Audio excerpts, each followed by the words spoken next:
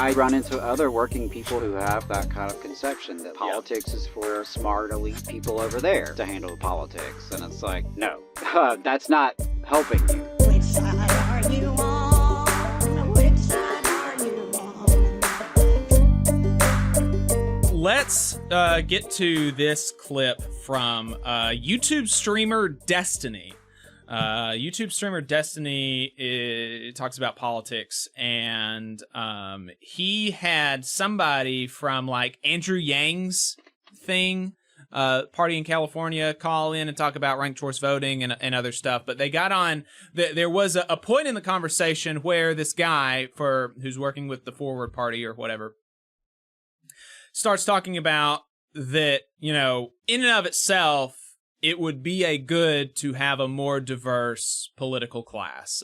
More diverse meaning, you know, coming from more walks of life. That it would be good if we had not only, you know, a bunch of lawyers, but if we had, you know, nurses and teachers and, you know, other sorts of professions who have lived other lives and understand those experiences. It would be good to have those types of people in the halls of Congress or in state houses, etc., rather than vast majority being lawyers. Right. Our business owners.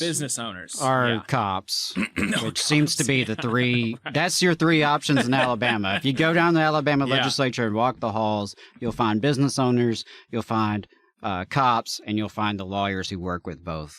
Yeah. So, I'm in agreement with that. I'm not a Forward Party guy, but I think, you know, just all else being equal, it common would be, sense. Yeah, it would be good to have more nurses in there. You know, because like how many people have to have the skill set of a lawyer? You know, like there's no doubt a certain value that a lawyer brings to the table, but okay, you've got a lawyer at the table. You don't have to fill the rest of the table with lawyers. You can think about other things that would be helpful to bring to the table. Okay, but anyway, you know, I don't want to, you know, spoil the clip. So let's just play that because he does not have the same opinion. So let's. What about nurses or like teachers? Or people who are like on the ground level, you know, we're working with our children, our communities and stuff. These people are not getting into office. I don't know if these people could govern. Do you think that a nurse has the prerequisite ability to govern effectively? Is this somebody that would be like an effective politician? Why not? Because they don't have the necessary skill set to communicate with all the varying levels of government that they would need to, or the necessary skill set. Do you know what nurses have to do on a daily basis? Like take care of patients in hospitals? Yeah, do you know how difficult that is? Like one of my friends is a labor and delivery nurse, right? And she's dealing all day with like stress, trauma, politics, bureaucracy, interpersonal communication. Just because you're helping people, but just because one thing is difficult doesn't mean that all difficult things are now achievable. That's like the Jordan Peterson, Elon Musk ideology. No, but like what do you think about nursing doesn't translate to governance? Basically all of it. How? I don't know if like what do you think is important for a governor, for somebody who's going to be in governance? An important thing for a governor, my guess is that some of the most important skills are probably going to be able to balance the wants and needs of many different parties, and then communicate those wants and needs. Okay, do you think that a nurse has to balance the wants and needs between many different parties and then communicate that? No. And then additionally, like what about teachers? Do you think teachers, would you argue the same thing, that teachers don't have the requisite skill set to work in governance? Probably not much, no. I think that like working like as a politician or working in governance is probably a relatively unique skill set. If anything, I would say, actually, now that I think about it, if anything. Is a unique skill set, like how do you get that skill set? Well, one, it's going to depend on your background. Lawyers actually probably are somewhat more equipped to deal with it, I guess, naturally. I think maybe that's why so many lawyers go into politics. Exactly. That's my argument, right? Is that what happens is we end up with a government and all of our legislators are lawyers. And that's a really bad thing, man. Like lawyers are people who charge $500 an hour to argue with each other and are widely regarded as some of like the most despised people in our society that suck blood and defend awful people. How could we just wait, hold on, wait, hold on. How are lawyers some of the most despised people in society? Lawyers are probably some of the most important people in society in that they ensure like the smooth functioning of our rights to due process. Yeah, so there you go. Lawyers, most important people in society. Some of the most important people in society. Nurses don't make good legislators. Lawyers, uniquely capable. And teachers also, we have to be, it's for our own good that we are not able to govern ourselves. Actually, is his opinion, and so there was another clip that I told you about that I couldn't find it. I couldn't remember when I heard this, but he also there was another instance where he was talking about unions. And he got on a tangent about that, kind of disparaging unions, or trying to make people think less of them than maybe they would be inclined to at this moment, being, a lot of his audience being kind of like more liberal type people. And he said, unions are not this, a more broadly useful thing. Unions are for their members. And the way that you can tell that is by ask a left-wing pro-union guy if they like cop unions, and the answer is no. And so therefore all unions are the same as cop unions, was basically his argument. And unions are for their members and for nothing else. And so, you shouldn't view them in a more romantic kind of way. And when I was talking to you about that, it really, the juxtaposition of those two ideas is really valuable for me, because actually, unions are obviously more socially valuable than just for their own members. And one of the reasons is that, to a certain extent, being a legislator, there is a different type of skill set there. But to the extent that it's true, there's a different skill set, and it's a skill set that needs honing.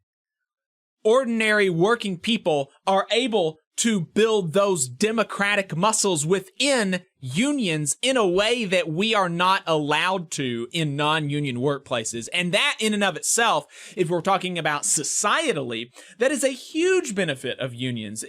They are, Jane McAlevey in one of her more recent books said that unions are schools of and participants in a democratic society, in a democratic order, in a way that, like, basically no other organization is.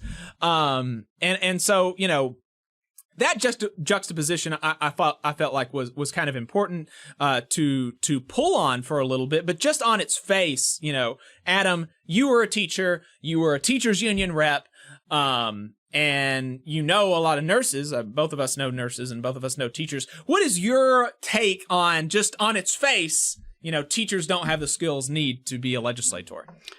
Hey, 5 seconds, just wanted to say that this is only possible because of our donors. If you want to see more of this, then consider donating yourself at tvlr.fm/donate. I think it's elitist bullshit, because, he describes being able to balance multiple parties, and that kind of, like, what he describes, are the skill sets that teachers and nurses and so many other kind of workers demonstrate every single day at work, all day. There's been some research, and I don't have the numbers off the top of my head, but there's been research done about the number of decisions that a teacher has to make in a given school day. It's wild. It's wild. It's why teachers are so tired at the end of the school day, because they have been making so many decisions. Like, I mean, you think about it, you got a room full of 25 kids, and there's so many variables happening, and you're dealing with everything coming in and out of the classroom and everything happening around you in your environment, while at the same time, like, your job is literally educating them according to these state standards, that the government has determined is what you're supposed to teach. And so you're doing all that. And same with nurses. I mean, and so there's the elitist part of it. Well, and it's also, before you go off of that, the elitist part of it, there's another part where he says that, he's describing the role of a legislator, and it's like balancing the wants and needs of different constituencies and da-da-da-da. And that's like a conception, that's like an idealized conception of a legislator that I do not really share. Incredibly naive. I think, I think it's naive, but it's also like not even what we should want as like because if the goal is, and this is not his goal, he's not, you know, he's not like a class, he's not even, he wouldn't even be like a labor liberal. He's a, you know, definitely just a liberal type. But my goal is not, you know, balance the wants and needs of different constituency. My goal is to build working class power in society and to wrest control from the people who have control and give it to the people whose lives are affected by that, right? So my legislator, I would not want to be somebody who just like, oh, balance the wants and needs of different constituencies and make deals and blah, blah, blah.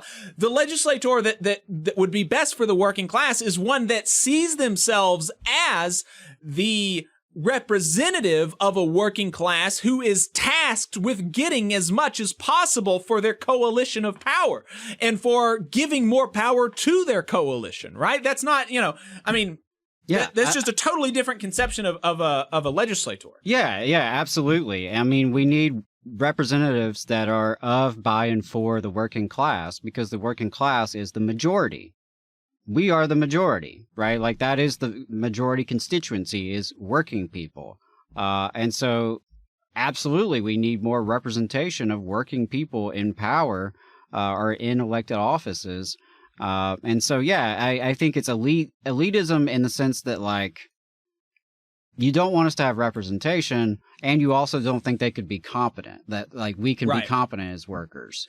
And it's like, how fucking competent are the people in Washington, D.C. and Montgomery right now? Right. Like, how great of a job are they doing? You know? And the thing is like, that his own backstory is really, it really contradicts kind of his stated ideals. And he does. Well, I don't know anything about the guy. Yeah, I will say that, like, he does go on to say in this clip that, you know, like, I'm not totally opposed to nurses, you know, being elected people. And he talks about, one teacher or nurse that he, you know, endorsed and his community helped get elected, blah, blah, blah. But he just said, you know, on balance, you know, lawyers better than nurses is kind of his view. But it's just so strange because he is like a college dropout. He was a carpet cleaner before he became a professional video game player, and then into and now has kind of parlayed that into a very lucrative career in politics streaming. And so, you know, he considers himself to like have broad knowledge on a lot of things and all of it. But he came from a working class background, and I would think that, you know, his background would make him more sympathetic to the idea that, like, it's better, you know, that capacity to be a legislator and to be a leader and to be a democratic actor is in the vast majority of working people, and it only needs to be cultivated to the extent that it is not that it doesn't present itself. It needs to be cultivated. But you know, on its face, it's better to have more diverse backgrounds in you know, in the rooms where decisions are being made.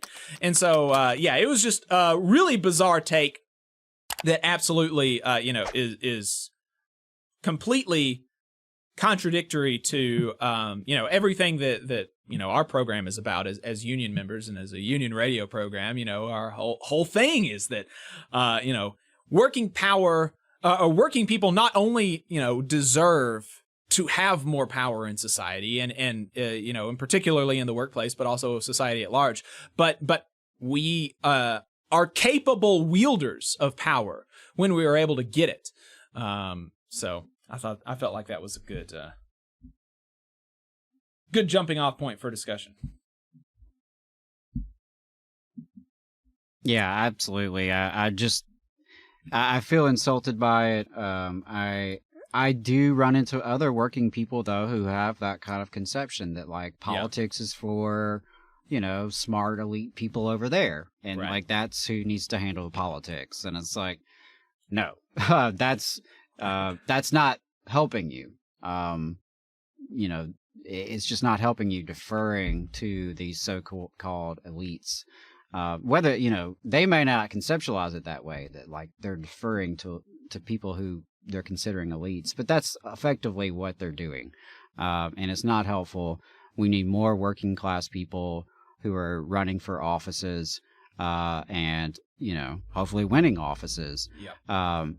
There are limits to what we can accomplish through electoral politics, but it's damn sure better to have regular working people in those rooms, in those offices, than more, just more of the same, the lawyers and the business owners and the cops. Yeah. And also his thing about the unions was completely absurd. Like the cop unions and all that. It just made no sense and reveals to me he doesn't know an awful lot about the labor movement. Right. No. Yeah. No. It would definitely, and he is he's a streamer. He streams like 10 hours a day. So there's a non-zero chance that he sees this. And so I would encourage you to read some about the history of the labor movement, about the Flint strike with the UAW and the worker leaders there. The Many and the Few is a good book there. All of Jane McAlevy's book. I mean, the best one that's kind of talks about the value of unions in society more broadly is Jane McAlevy's book, A Collective Bargain. But there's so many, the labor movement is such an important institution in American society, and it has a much broader effect than its own members. And at its best, it is at the forefront of that, and it is making use of that and doing more for society writ large. Obviously. And there are stains in the history of the labor movement, but there's, the UAW funded the civil rights movement, right? And that was clearly not something that, you would conceptualize as like narrowly self-interested. There was a societal goal there, that the UAW, had when it came to power. Right. Yeah. I mean, not that they were the only funders or anything of that nature, but that they were involved, and they very much were, and labor always has been involved in these human rights struggles. But also, like, just to push back on one more thing there, like the idea that, unions are just for their members. Okay. Like, unions represent workers. Isn't it good that workers have someone for them? Right? Like, it's not a bad thing in and of itself for a union to be for its members. That's literally why it does exist. And so there is some element of truth there. But yeah, any just cursory knowledge of history reveals that labor absolutely extends outside of just narrow, shop floor interest of their particular members. But there's nothing wrong with that either. That is, in fact, a good thing that workers do have representation. Yeah, it speaks to the value of the labor movement that, like, from, on the spectrum, you've got, like, okay, some of the worst examples of unionism is, bread and butter, I'm making my members' lives better, right? It's not a bad thing. To, the really aspirational, society changing, progressive leadership from, the foundation of the UAW and other unions. You just saw a clip from the Valley Labor Report. We are live every Saturday morning from 9:30 a.m. till 12:30 p.m. And we pride ourselves on keeping all of our content free to everybody so that we can talk to as many working folks as possible. If you support the work that we're doing, you think that it's important, you think that it's good, then consider making a monthly contribution to the project, and you can do that on our website, tvlr.fm.